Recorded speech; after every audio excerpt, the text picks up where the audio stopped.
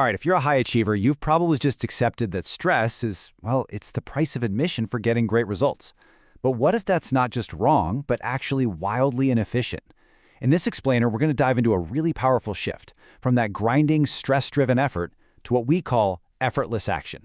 It's all about moving you from a state of friction to a state of flow. So let's start with a core belief that so many of us have, right? That all that fear, that pressure, that stress, that's the fuel for our success. We tell ourselves that without that constant push, we just sit on the couch and do nothing. But what if that very belief is the thing that's holding you back the most? And this slide really lays out the two paths you can take. Over on the left, you've got the world of stress. It's all friction, resistance, and you know where it leads? Burnout. But on the right, there's a totally different way of operating, aligned execution.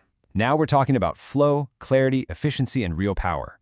This is the shift we're going to unpack, from using brute force to finding effortless action. To make this jump, we first got to understand the mental trap that keeps so many of us stuck in that cycle of stress and eventually burnout. And there it is. That's the trap in a nutshell. It's this deep-seated belief that we need to be fueled by worry and pressure, that we have to constantly be pushing against reality. We think this fight is what makes us effective. But what if it's actually the primary source of our own inefficiency and our own suffering? So this constant push we're talking about, it's basically a non-stop argument with reality. And the cost of that inner friction is, well, it's massive. Let's dig into that. This quote from Byron Katie just gets right to the heart of it all. Think about it. All the stress, the frustration, the anxiety we feel, it doesn't actually come from our circumstances. It comes from one single thing, believing a thought that's fighting with what's actually happening. And this is just a brilliant way to picture it, isn't it? You can stand there all day yelling at a cat that it should bark, but at the end of the day, it's just going to meow. Fighting with reality is exactly the same thing. It's a completely hopeless and totally exhausting game that does nothing but drain our energy. So here's a super powerful way to stop this argument in its tracks. You just have to understand whose business you're in. Byron Katie breaks it down into three kinds. There's my business, what I can actually control, my thoughts, my actions. Then there's your business, what other people can control.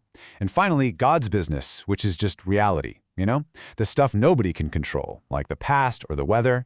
And here's the key. Stress is what you feel the second you are mentally in anyone's business but your own. And let's be really clear, this isn't some philosophical idea. The real-world results of living in other people's business are the very things that kill high performance. We're talking wasted energy, burnout, procrastination.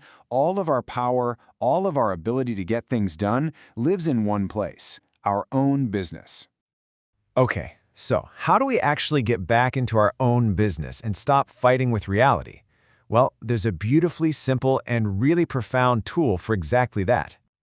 This whole process, which she calls the work, comes directly from Byron Katie and her incredible book, Loving What Is. It's basically a way to investigate our own stressful thoughts using 4 simple questions. And here they are. These are the 4 questions. You just take any stressful thought, my boss doesn't respect me, or I'm going to fail this project, and you hold it up against this inquiry. Number 1, is it true? Number 2, can you absolutely know that it's true? 3, how do you react? What happens inside you when you believe that thought? And finally, the big one, the one that can change everything. Who would you be without that thought? Now, I know for any high performer listening, a major red flag might be popping up. You might be thinking, hold on, if I question my stress and find peace, won't I just lose my motivation? Won't I just become passive? This is the biggest misunderstanding of them all, so let's tackle it head on. This quote just nails it. Peace is not passive. It is the ultimate performance-enhancing state. Clarity is the most efficient launchpad for action you could ever have. Think about it. When you're not wasting all that energy fighting yourself and arguing with what is, your actions become simple, direct, and way more effective. Let's make this real with a quick case study from the book. There's a manager super stressed out because his employee, Frank, just isn't performing. And his stressful thought is pretty simple. Frank should be competent. So let's break that down. What's the actual reality of the situation? Well, in the manager's experience, Frank is not competent. But the story in his head is that Frank should be. And see, the stress doesn't come from Frank's performance. It comes from that internal war between reality and the story he's telling himself about it. So then the manager asks himself that fourth question. Who would I be without the thought that Frank should be competent? And in that moment, everything starts to shift.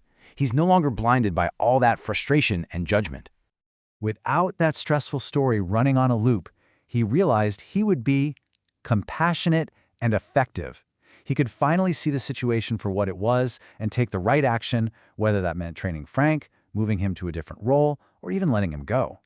He could act from a place of clarity and power, not just frustrated force. But look, having the insight is only half the game. For any of this to create real results in your life, you actually have to live it. This is where something called the turnaround comes in. It's the practice of taking that stressful thought and turning it around onto yourself. So the judgment, he should listen to me, can become, I should listen to him. Or even more powerfully, I should listen to myself. You start to see that all the advice you've been dishing out to the world is actually the medicine you need to take.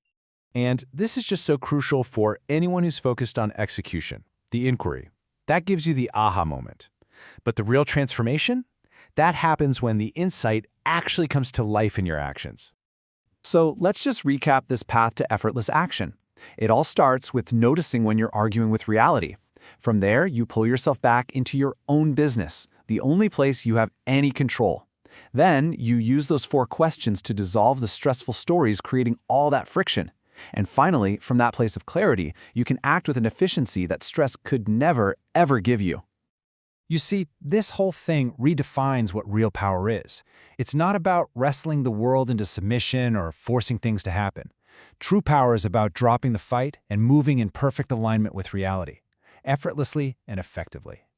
And so, I'll leave you with the same question that kicks off this whole process. That stressful story you've got running about your job, your relationships, your life, who would you be without it?